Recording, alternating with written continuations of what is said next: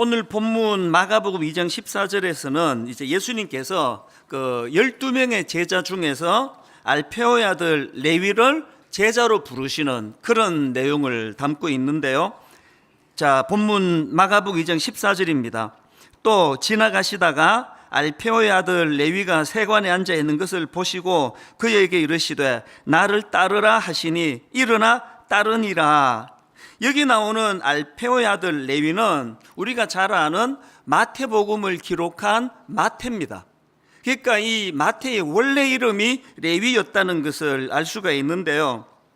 그렇게 예수님께서 이제 마태를 12제자 중에 한 사람으로 부르시는데 이게 왜 문제가 되는가 하면은 그는 세리예요, 세리. 그 당시 세리는 이 로마 당국과 결탁을 해가지고 그 백성들을 수탈하던, 한마디로 말해서 사회의 암적인 존재로 낙인 찍혀 있던 사람들입니다. 그 당시 세리가 그 사회에서 어떤 대접을 받았는가는요, 자료 몇 군데만 찾아보면 금방 알 수가 있습니다. 예를 들면은 제가 본 책 중에 이런 내용이 있습니다. 그 당시 세리는요, 이 법정에서 증언을 쓸 자격이 없다는 겁니다. 저 존재 자체가 악인데 저런 놈이 증언하는 거 어떻게 믿겠냐고. 증언을 법정에 증인으로 쓸 수도 없는 그런 존재가 세리였고요. 또 그런가 하면은 세리는 구호품을 못 주는 겁니다. 어느 단체에서 뭐 불이웃을 돕시다 그럴 때 이제 우리가 이렇게 헌금도 하고 구호품을 내는데 세리는 세리가 주는 구호품을 받을 수 없다는 겁니다. 저들이 갖고 있는 그 모든 물질이 전부 저 존재가 저게 허가받은 강도인데 저런 악하게 번 돈을 우리는 받으면 안 된다. 이런 대접을 받던 사람들이 세리였고요. 심지어는 사람들이 그 세리에게 거짓말 하는 거는 처벌받지 않는다는 규정이 있을 정도예요. 뭐 어떤 존재인지 아시겠죠? 저희들 어릴 때는 그 유행어 중에 얘는 관로 받기다. 그러니까 이제 좀 문제가 있고 그래서 얘는 늘 따돌려야 된다 이럴 때 얘는 관로 받기다. 이 관로 아니어야 되는데 얘는 관로 받기다 이러면 완전히 내놓은 걸 그렇게 이제 좀 재밌게 표현한 게 그런데 이 당시 세리들이 그 존재가 관로받기 인생입니다. 이런 악한 자를 예수님이 제자로 부르시니까 그 파장이 얼마나 컸겠습니까? 게다가 15절에 보니까 그의 집에 앉아 잡수실 때에 많은 세리와 죄인들이 예수와 그의 제자들과 함께 앉았으니, 예수님이 자꾸 이런 파격적인 행동을 하시니까 그 당시 종교 지도자였던 바리새인 출신의 그 서기관은 율법학자거든요. 그들이 바로 이제 문제 제기를 하는 거 아닙니까? 16절 바리새인의 서기관들이 예수께서 죄인 및 세리들과 함께 잡수시는 것을 보고 그의 제자들에게 이르되 어찌하여 세리 및 죄인들과 함께 먹는가? 이게 지금 어떤 상황인지 아시겠죠? 이제 막 엄청난 이제 파장이 일어나고 있는 그 시점이거든요. 이런 상황에서 예수님이 내가 왜 이런 행동을 했는지 아느냐 하시면서 선언하신 게 오늘 본문 17절 말씀입니다. 마가복음 2장 17절.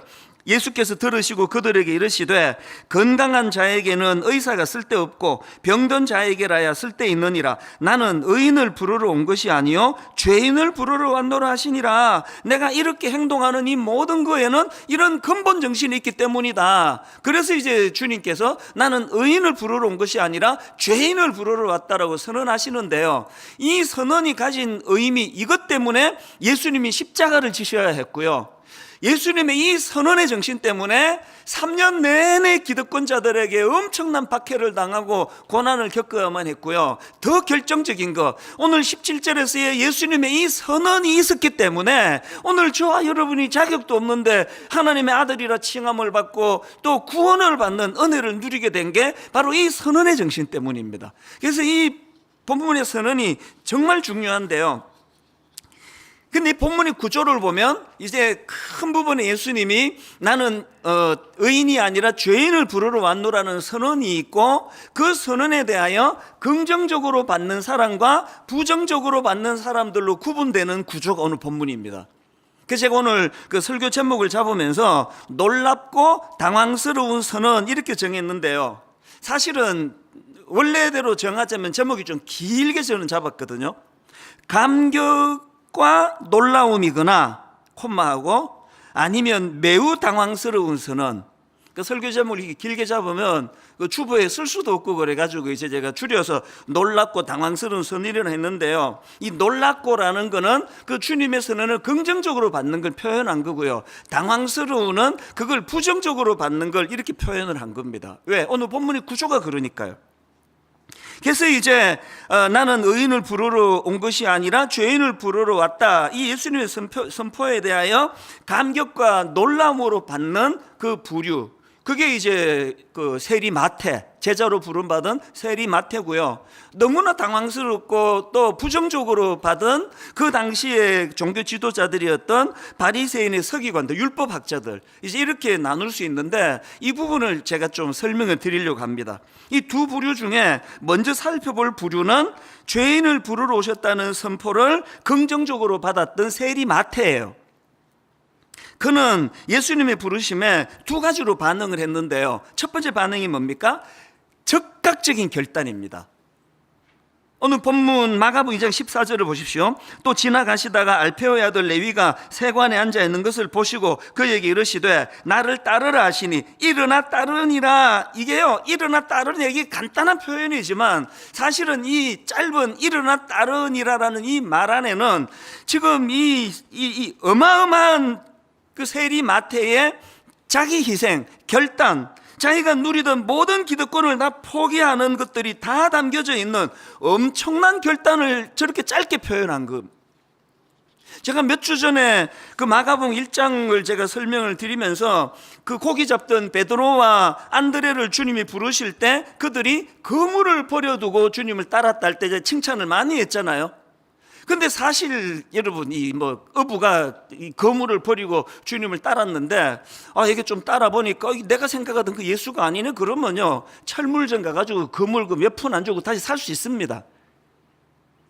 여기에 반해가지고 지금 세금 징수자였던 마태가 지금 일어나 따른 일 안에 자기가 하던 것들을 다 포기하고 따른다는 건 거물을 버리는 것과는 차원이 다른 이야기예요. 지금 사람들이 이거는 지금 허가받은 강도다, 이거는 흡혈귀다, 이건 민족의 매국노다, 그런 소리를 들으면서도 절대로 그 기득권을 포기할 수 없었던 건 거기서 어마어마한 부가 창출되기 때문 아니었습니까? 지금 마태는 그걸 버려두고 그걸 포기하고 예수님을 따르는 거거든. 그래서 이제 이 세리 마태가 그렇게 하고 예수님을 따랐는데 좀 따라 보니까 이게 내가 생각하는 그 메시아가 아니네? 그러면 마태 인생은 끝장이에요.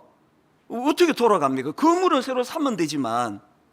그래서 이제 똑같은 내용을 사건을 다루고 있는 그 누가복음은 이걸 이렇게 강조합니다. 누가복음 5장 27절 28절입니다. 그 후에 예수께서 나가사 레위라 하는 세리가 세관에 앉아 있는 것을 보시고 나를 따르라 하시니, 그 다음 보세요. 그가 모든 것을 버리고 일어나 따르니라. 예수님을 따랐다는 그 안에는 그가 모든 것을 버리고라는 의미가 담겨져 있다는 겁니다. 이렇게 엄청난 결단을 강행하는 것으로 죄인을 부르러 오셨다는 주님의 선포를 호의적으로 받았고요. 그런가 하면은 두 번째로 세리 마태가 보여준 건 잔치를 배설했습니다. 오늘 본문 15절에서는 예수님께서 그의 집에 앉아 잡수실 때에 이렇게 표현했는데요. 같은 내용을 다루고 있는 누가복음 5장에 보면은 이게 잔치였고 그거를 배설한 사람이 마태라는 것을 알 수가 있습니다. 자, 5장 29절을 보십시오. 누가복음 5장 29절.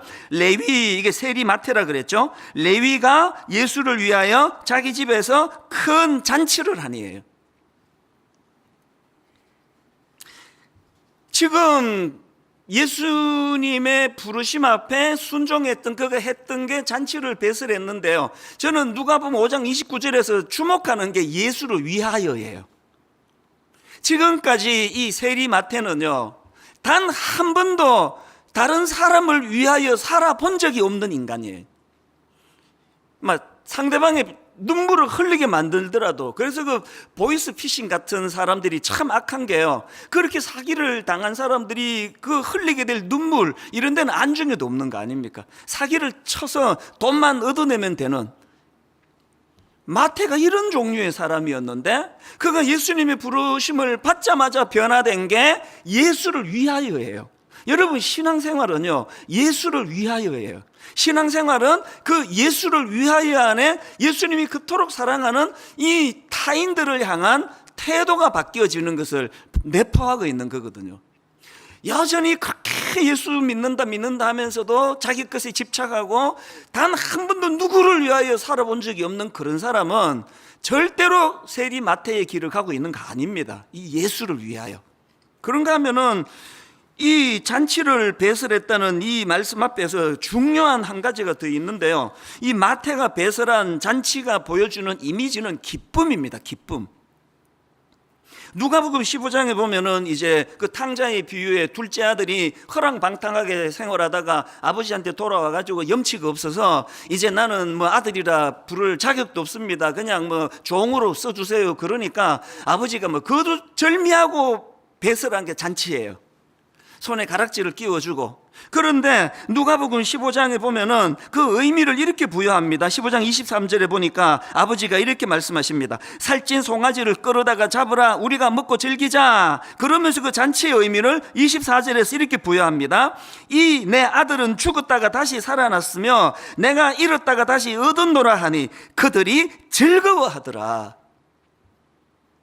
세리 마태가 주님을 만나고 배설한 게 잔치예요. 그 기쁨을 표현하는 거예요. 내 안에 넘치는 기쁨을 이웃들과 나누기를 원하는 사랑의 표현이 잔치예요. 전에 제가 한번 이 말씀을 드린 적이 있는데요, 이 영국 런던의 그 버킹엄 궁은 뭐 이 관광의 세계적인 관광 명수 중에 하나 아닙니까? 저도 오래전에 이제 런던에 갔다가 거기를 한번 본 적이 있는데 막 사람들로 막 인산인해를 이루거든요. 그런데 저는 이 버킹엄 궁 하면은 딱 한 이미지밖에 떠오르지 않습니다. 그 건물 한 중앙에 세워진 깃대가 있거든요. 그 깃대에 영국 여왕이 지금 내실에 계시다, 이 안에 지금 이 건물 안에 여왕이 계시다 하는 것을 표현할 때는 그 깃대에다가 깃발이 펄럭여요. 그리고 영국 여왕이 지금 외출을 해서 그 안에 그 내실에 계시지 않는다 할 때는 깃발을 내립니다. 그래서 이 관광객들이 뭐 그냥 여왕이 계시나 안 계시나 막 뒤질 필요 없습니다. 깃발 보면 알아요. 그 중앙에 있는 깃발이 펄럭이면 여왕이 지금 내실에 있는 거거든요. 예수 믿는 세리 마태가 예수를 영접하고 잔치를 배설해서 이렇게 기쁨을 표현한다 그랬습니다. 오늘 여러분, 우리가 예수 믿는다는 의미는요, 그분이 내 안에 내주한다는 뜻이고요, 그분이 내 안에 내주할 때 영적인 이 버킹엄 궁인 우리 내면은 기쁨의 깃발이. 그래서 제가 장례 같은 거를 치르다 보면 그 너무나 급작스럽게 남편이 돌아가시거나 아내가 돌아가시거나 또 뭐 자녀가 먼저 하나님 앞에 부름을 받는 이런 장례를 당하면은요, 안절부절해요. 잠이 안 와요. 무슨 설교를 할 거며, 가서 내가 뭘 위로를 할 거며. 그렇게 장례를 제가 집례를 하려고 참석을 하고 보면 정말 그 슬픔을 당한 그 유가족들 옆에 가는 것도 제가 부담스러워요. 무슨 말로 위로하겠냐고. 그런데 어떨 때는 그 당사자가 뚜벅뚜벅 꼬세요. 알겠다는 거죠. 목사님이 지금 민망해 한다는 거, 힘들어 한다는 거. 위로를 해줍니다. 목사님 걱정하지 마세요. 사실 지금 마음이 무너져 내리는 절망이 내 마음을 뒤흔들고 있는 것도 사실입니다만, 그런데 이 순간에 성령님이 내 마음에 기쁨을 주신다는 겁니다. 이 슬픔을 이길 수 있도록 기쁨을 주신다는 게, 노래를 주신다는 겁니다. 그래서 목사님 너무 그렇게 걱정 안 하셔도 됩니다. 뭐 이런 극단적인 사례가 아니더라도요, 오늘 지금 코로나19로 너무나 어렵고 뭐 전 세계가 지금 이게 뭐 어떻게 돼가는지 모르는 이런 상황에 장래가 불안하고 앞이 캄캄한 이런 상황에서 저는 예수 믿는 저와 여러분 내면에 주님이 계심을 증거하는 깃발이 펄럭이는 인생이 되시기를 바랍니다. 이건 분명 너무나 힘든 상황인데, 이거는 절망인데, 희망이라고는 이제 없는 것 같은데 이상하게 그 마음 안에 이 부분에 빼앗기지 않는 기쁨이 펄럭이고 있는 상태, 이게 세리 마태가 보여주는 잔치의 상태거든요.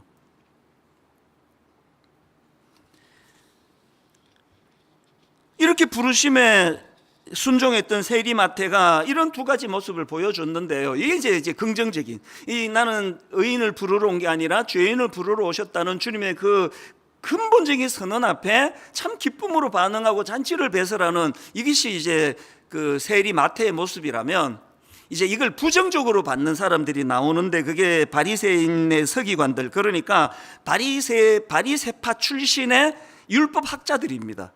그들의 반응이 16절 아닙니까? 바리새인의 서기관들이 예수께서 죄인 및 세리들과 함께 잡수시는 것을 보고 그의 제자들에게 이르되 어찌하여 세리 및 죄인들과 함께 먹는가? 저는요, 이렇게 지금 예수님께 항변하는 그 바리새파 율법 학자들을 보면서 딱 떠오르는 이미지가 뭡니까?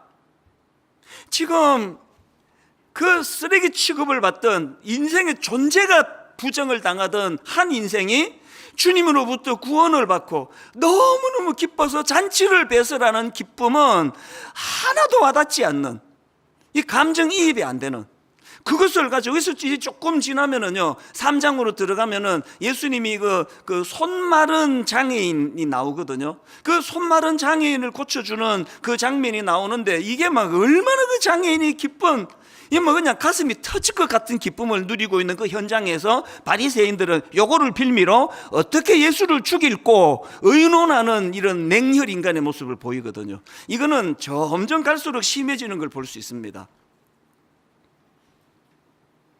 여러분, 저와 여러분이 진실로 바리새인 같은 신앙인이 되지 않기를 바랍니다. 상대방의 기쁨을 공감할 수 없는 신앙은 신앙이 아니에요. 어떻게 그 장애인이 고침을 받는 그 기쁜 현장에서 그 일을 행하신, 어떻게 하면 저 예수를 죽일고 이렇게 생각할 수가 있느냐고요. 저는 오늘 이 본문을 묵상을 하면서 이제 그 세리 마태의 모습하고 또 당시 그 종교 지도자들이었던 율법학자들의 바리새파 출신의 율법학자들을 보면서 묵상을 하다가요, 예전에 책을 사놓고 좀 읽다가 그만둔 책이 한 권 쑥 떠올라졌습니다. 그래서 제가 서재에서 그 책을 꺼내가지고 지난주 다시 읽었는데요, 정신과 의사가 쓴 책이에요. 당신이 옳다, 이런 제목의 책인데요, 그 제목에서 그 당신이 옳다가 뭘 의미하는지 저자가 이런 표현을 씁니다. 여기서 말하는 당신이 옳다는 것은 그 사람의 존재 자체를 수용하는 차원에서의 옳다는 거예요.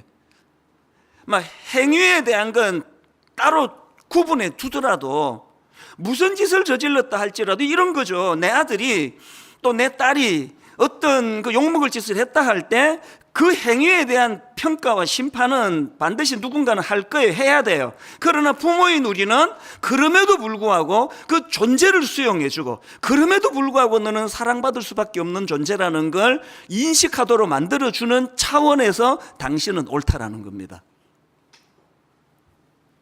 그 책에서요, 아주 그 흥미로운 그 에피소드 하나를 거기다가 이제 기록을 해놨는데요, 그 중학교 2학년 아들을 둔 어떤 엄마 이야기입니다. 하루는 학교 상담 선생님에게 연락이 온 겁니다. 학교에서 그 중2 아이들 그 우울증 측정 조사 이런 걸 했더니 우리 어머니의 아들이 지금 그 자살 충동 요인까지 있을 정도로 그 우울증 증세가 있는 것 같습니다. 빨리 이제 그 병원으로 가보시는 게 좋겠습니다. 이게 뭐 엄마로서는 이게 청천벽력 같은 얘기 아닙니까? 그래서 이제 연락을 받고는 그 아들을 데리고 청소년 전문 정신과 의사를 찾아갑니다. 이런저런 검사를 받았는데 불행하게도 결국은 우울증 진단을 받습니다. 그래서 이제 그 병원에서 이제 통원 치료를 받으면서 약물 치료를 겸해야 됩니다. 그래서 이제 얘를 데리고 이제 병원으로 갔더니 얘가 딱 첫날 병원에 갔다 오더니 선언을 해버리는 거예요. 나 이제 더 이상 이 병원 안 간다. 그리고 약 안 먹는다. 여러분, 우리나라 중2 아시죠? 이분이 안 간다 그러면 모시고 갈 장사가 없습니다. 이분이 안 드신다 그러면 끝이에요. 안 가겠다는데, 병원에 약 안 먹겠다는데, 이 엄마로서는 이게 엄청난 근심 아닙니까? 그런데 이 시간이 지나면서 엄마가 보니까 이게 희한한 일이 벌어지는데 얘 정상이 점점 호전이 되고 있는 거예요. 이게 어떻게 된 건가 봤더니요, 시간이 좀 지난 다음에 그 중2 아들이 무슨 이야기를 하는 거기에서 힌트를 얻은 거예요. 그 아들이 뭐라고 얘기하는가 하니까 자기가 오랜만에 병원을 오가면서 오랜만에 엄마 손잡고 그렇게 오간 것도 참 좋았고, 특히 병원 근처에서 엄마와 함께 먹었던 돈가스가 너무나 맛있었다. 어리니까 이제 뭐 그게 내게 많이 뭐 힐링이 됐다 이런 말은 못했지만 벌써 그 얘기를 하는 거 아닙니까? 그리고 결정적인 거, 얘가 하는 말이 이제 자기 엄마하고 자기하고 이제 그 의사 선생님이 이제 진단해 주시는 그 얘기를 듣고 얘가 우울증입니다. 그랬을 때 얘가 자기 엄마를 본 거예요. 자기 엄마를 봤더니 그 엄마 눈빛이 막 흔들리고 눈물을 막 흘리시면 당연한 거 아닙니까? 근데 여러분, 그 책에서 그 중2 아이가 뭐라고 얘기하는가 하니까 그 엄마 눈에 눈물이 고이고 눈동자가 흔들리는 그 엄마의 모습을 보면서 얘가 어떤 안도를 했느냐, 아, 엄마가 나 때문에 힘들어 하시는구나. 그 엄마의 흔들리는 눈동자에서 자기 존재감을 확인하고 마음이 편해졌다는 겁니다. 그래서 결국은 그런 것들을 확인했기 때문에 약을 안 먹어도 병원을 안 가도 우울증이 호전이 되더라, 치료가 되더라. 그 이야기가 뭘 이야기하는 겁니까? 그 책 제목 그대로예요.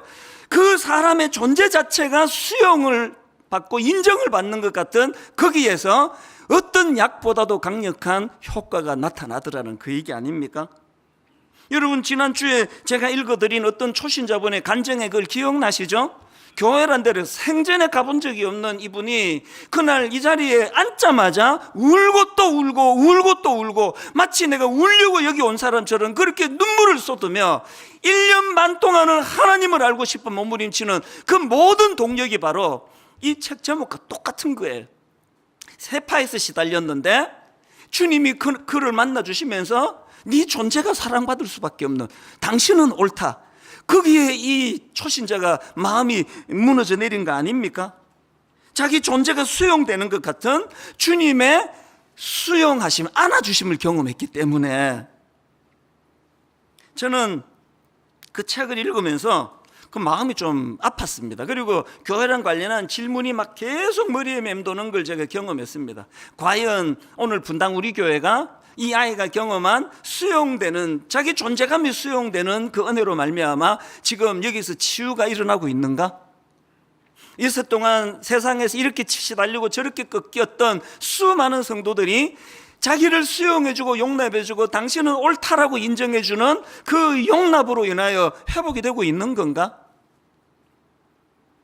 불행하게도요, 오늘 교회를 보면은 분명히 그 초신자처럼, 그리고 세리 마태처럼 주님이 자기를 수용해 주셨기 때문에 너무나 기쁨으로, 너무나 감격으로 신앙생활한 그 시작이 시간이 가면서 냉정하기 짝이 없는 바리새인으로 바뀌어져 가는 크리스찬을 꽤 많이 볼 수 있다는 사실이에요.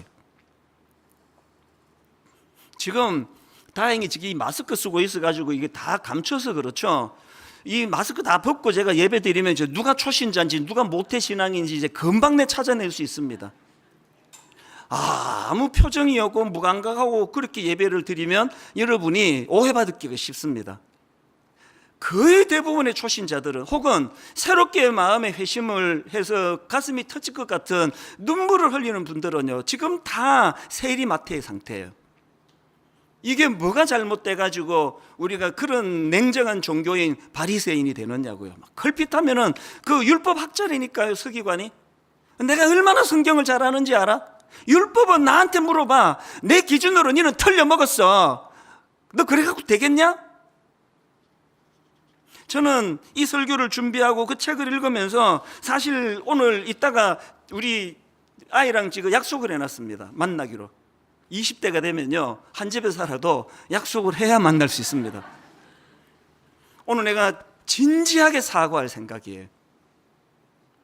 잘 되기를 바라는 마음에서 지적을 많이 했거든요. 그것보다 앞서는 것이 수용인 걸 내가 몰랐습니다. 어떤 상황에도 엄마와 아빠는 네가 옳다고 생각한다. 항상 너는 옳은 존재다. 너는 하나님의 사랑을 받는 존재다. 내 앞으로 그렇게 하겠다고 약속할 준비를 하고 있습니다. 오늘 여러분, 교회는 주님으로부터 도저히 용서받을 수 없는 세리 마태와 같은 인생이 주님의 용납하심의 은혜를 누리는 것이에요. 내 마음에 꺾여버렸던 기쁨의 깃발이 주님의 내주하심으로 다시 회복되는 것이 크리스찬인 줄 믿으시기를 바랍니다. 저는 오래 예수 믿어도 여전히 세리 마태가 가진 그 기쁨과 감격을 유지하기 위하여 어떻게 해야 되는가, 본문을 중심으로 한 두 가지로 정리를 해보았는데요. 여러분, 첫째로요, 오랜 세월이 지나도 여전히 세리 마태가 가진 기쁨과 감격을 회복하시려면 자기 스스로에 대해서는 죄인임을 인식해야 된다는 겁니다. 17절을 다시 보십시오. 예수께서 들으시고 그들에게 이르시되 건강한 자에게는 의사가 쓸데없고 병든 자에게라야 쓸데있느니라. 그 다음에 이 중요한 포인트를 보십시오. 나는 의인을 부르러 온 것이 아니요 죄인을 부르러 왔노라 하시니라. 제가 이 구절을 묵상하다가 진짜 제가 창의적인 하나를 개발을 했습니다. 여러분이 아시지만 로마서 3장 10절에 보면은 의인은 없나니 하나도 없다 그랬거든요. 그러니까 어차피 의인은 없습니다. 그래서 제가 이거를 어떻게 의역을 했는가 하니까요, 제가 의역한 거를 한번 띄워주시겠습니까? 17절을 저 빨간 글씨로 된 게 제가 만든 문구예요.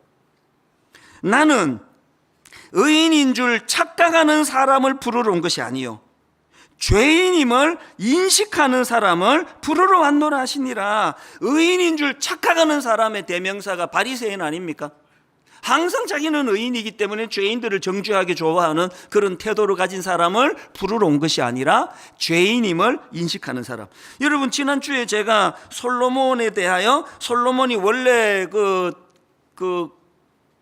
불륜 드라마에는 나올 것 같은 그런 출생의 아픔을 가지고 태어난 이름이 솔로몬인데 여디디아라고 하는 이름은 하나님이 주셨다 그랬는데요, 오늘 본문에 나오는 세리 마태도 똑같은 케이스입니다.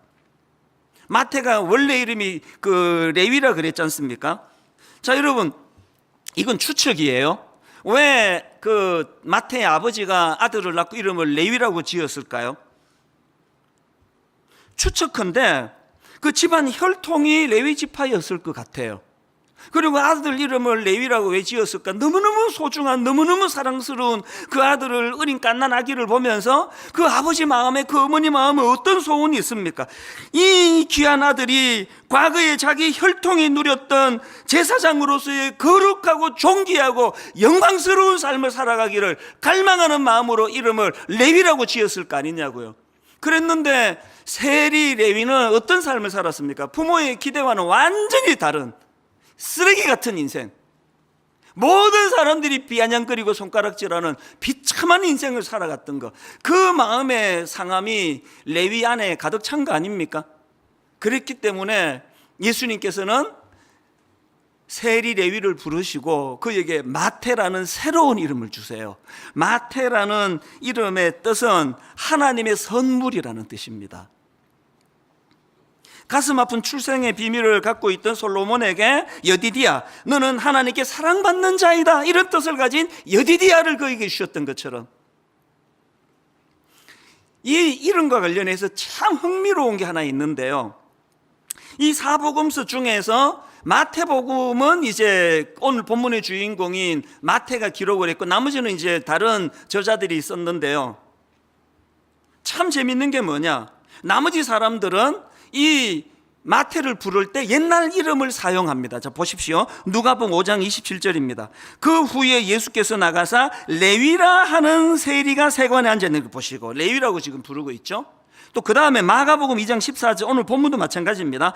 또 지나가시다가 알페오의 아들 레위가 세관에 앉아 있는 것을 보시고, 여기도 옛날 이름 레위를 쓰고 있는데요, 당사자, 마태복음을 기록한 당사자는 자기를 어떻게 부르느냐. 자, 마태복음 9장 9절입니다. 예수께서 그곳을 떠나 지나가시다가 마태라 하는 사람이 세관에 앉아 있는 것을 보시고, 자기는 지금 원래 이름을 쓰지 않고 새로운 주님을 만난 이후에 부여받은 새로운 이름을 쓰고 있고요, 더 놀라운 게 뭔지 아십니까? 마태복음 10장 2절 3절을 보십시오. 자기를 어떻게 부르는지 보세요. 12사도의 이름은 이러하니 베드로라는 시몬을 비롯하여 그의 형제 안드레와 세베대의 아들 야고보와 그의 형제 요한, 빌립과 바돌로메, 도마와 세리 마태. 과거에 그렇게 쓰레기 같은 존재였던 자기를 이렇게 까발릴 필요가 없지 않습니까? 가려도 되는 거 아닙니까? 다 그냥 이름을 다 불렀는데 왜 자기의 부끄러운 과거 세리마태라고 기록을 했을까요? 전 이 마음을 너무 잘 알아요. 왠지 아세요? 사람들이 저보고 이찬수 목사 설교를 들어보면은 저 사람은 굉장히 솔직한 사람이야, 그런 얘기를 가끔씩 해요. 천만의 말씀이에요.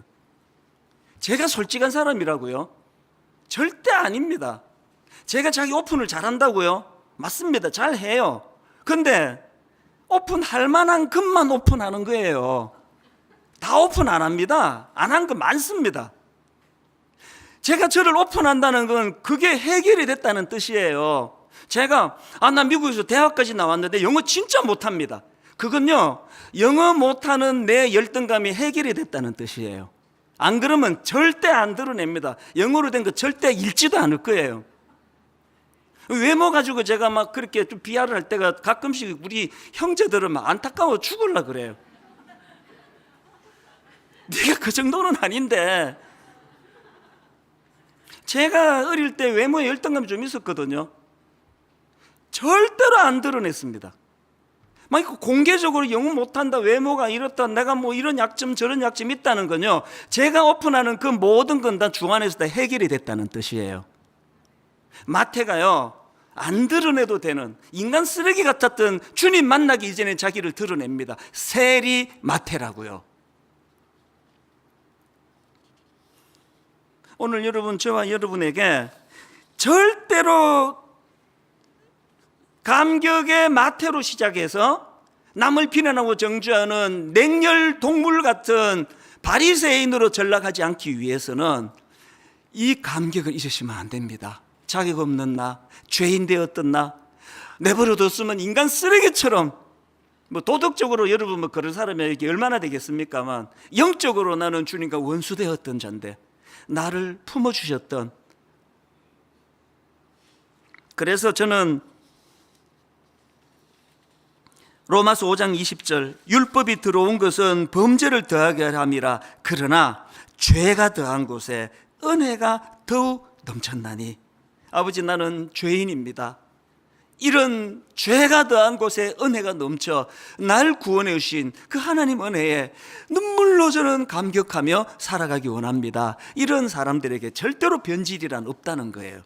그런가 하면은 두 번째로요, 여러분이 세리 마태의 감격을 계속 유지하시려면은요, 상대방에 대해서는 예수님의 기준으로 대하라는 겁니다. 예수님의 기준이 뭔데요?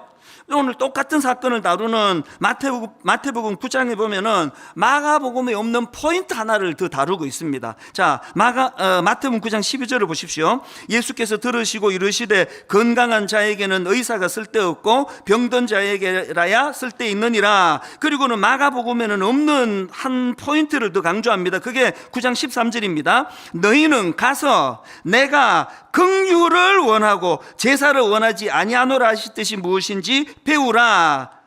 내가 긍휼을 원하고 제사를 원하지 아니하노라 하신 뜻이 무엇인지 배우라. 나는 의인을 부르러 온 것이 아니요 죄인을 부르러 왔노라 하시니라. 마태복음에는 마가복음에 없는 한 개념을 더 이야기하는데, 우리가 상대방에 대해서는 예수님의 기준을 가지고 상대방을 대하라 한다면은 그 예수님의 기준은 긍휼이에요. 긍휼, 불쌍히 여기는 마음. 이런 의미에서 저는 오늘 본문에 나와 있는 예수님의 그 모습을 보면서 두 균형을 가지고 상대방을 예수님의 기준으로 대할 수 있다 생각합니다. 우리 안에 두 균형이 뭘까요? 첫째는요, 중요한 균형입니다. 죄를 죄라고 인식하도록 돕는 거예요. 얼버무리지 않습니다. 지금 예수님이 세리 마태를 부르시고는 아이고 너같이 좋은 애를 갖고 이것 때문에 뭐하면 하니 그렇게 얘기 안 합니다. 예수님이 마태를 부르시고는 대놓고 나는 죄인을 부르러 왔다. 무슨 뜻입니까? 얘 문제 있는 거 맞다는 거 아닙니까? 죄를 죄로 절대로 흐지부지 얘기하지 않으세요. 여러분, 이 예수님의 원리가요, 현장에서 가늠하다가 붙잡혀온 여인을 대할 때도 그대로 나타나는 거 아닙니까? 사람들에게 너희 중에 죄 없는 자가 돌로 쳐라, 그렇게 하시고는 예수님이 그를 용서해 주시는데요, 그렇게 하고 끝나지 않습니다. 요한복음 8장 11절, 대답하되 주여 없나이다. 예수께서 이르시되 나도 너를 정죄하지 않으니, 그 다음 보세요, 가서 다시는 죄를 범하지 말라. 교회는 사랑이 많은 곳이라 그래서 진리도 없고 그냥 허지부지하고 막 그런 거 아닙니다. 선명하게 성경이 말하는 죄의 기준.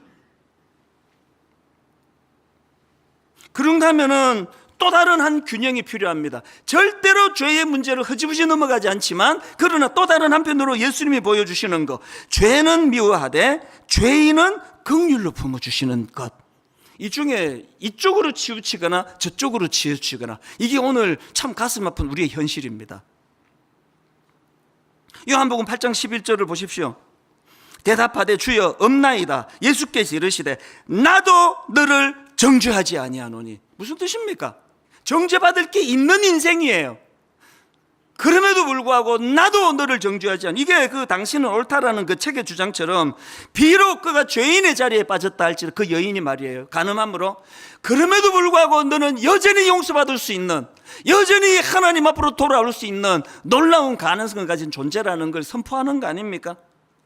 제가 몇 주 전에 동성애는 타고나는 것이 아니라고 믿는 사람이라고, 저는 동성애는 후천지라고 믿는 사람이라고 신앙 고백을 했지 않습니까? 이건 저에게 절실해요. 왜 그렇습니까?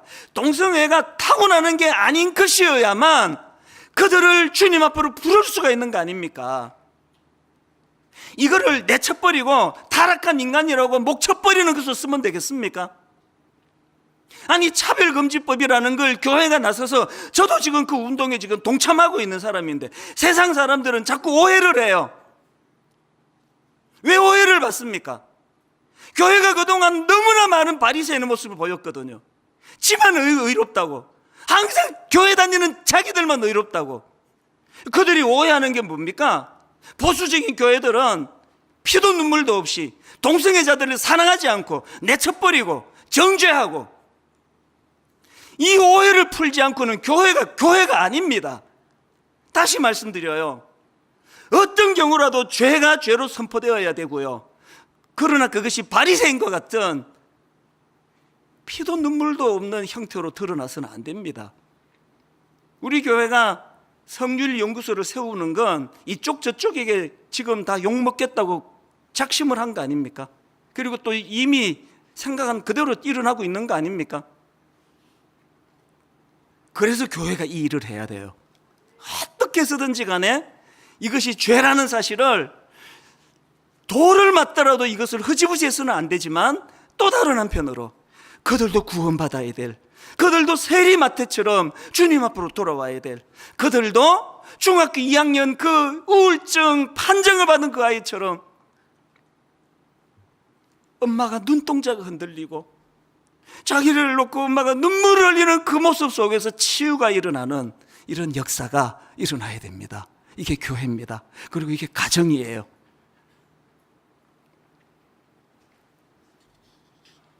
똑같은 원리를 신천지에도 적용하셔야 돼요. 어떻게 하실 겁니까? 그 수많은 아름다운 젊은이들을 어떻게 되돌리실 겁니까? 이렇게 바리새인들이 덕실거리는 교회에서 가기만 가면은 정죄를 하는, 결론을 저는 이렇게 맺기를 원합니다. 스스로에 대해서는 죄인임을 인식하는 거예요. 그래서 그 감격으로 사는 거예요. 나는 자격이 없는데, 어떤 성도가 무슨 죄를 지었다 할 때 나는 저보다 더 악한 자였는데, 그런가 하면은 상대방에 대해서는 이 긍휼이라는 주님의 방식으로 대하는 것. 그래서 오늘 이 찬양으로 결론을 맺기 원하는데요. 당신은 영광의 왕, 당신은 평강의 왕, 당신은 하늘과 땅의 주, 당신은 정의의 아들. 천사가 무릎 꿇고 예배하고 찬송하네. 영원한 생명 말씀, 당신은 예수 그리스도. 오늘 여러분, 우리가 변질되지 않고 바리새인으로, 냉혈 동물 같은 바리새인으로 변질되지 않고 늘 감격의 눈물이 마르지 않는 은혜 받은 세리 마태로 살아가려면 무엇보다도 먼저 날 구원해 주신 그 주님에 대한 감격, 은혜에 대한 감격이 회복이 돼야 돼. 이 시간이 바로 그 시간입니다. 이 찬양을 부르는 동안에 세리 마태의 감격이 내 안에 꺾여져 버린 기쁨의 깃발이 다시 한번 펄럭이는, 이것을 이 시간 경험하게 되시기를 바랍니다.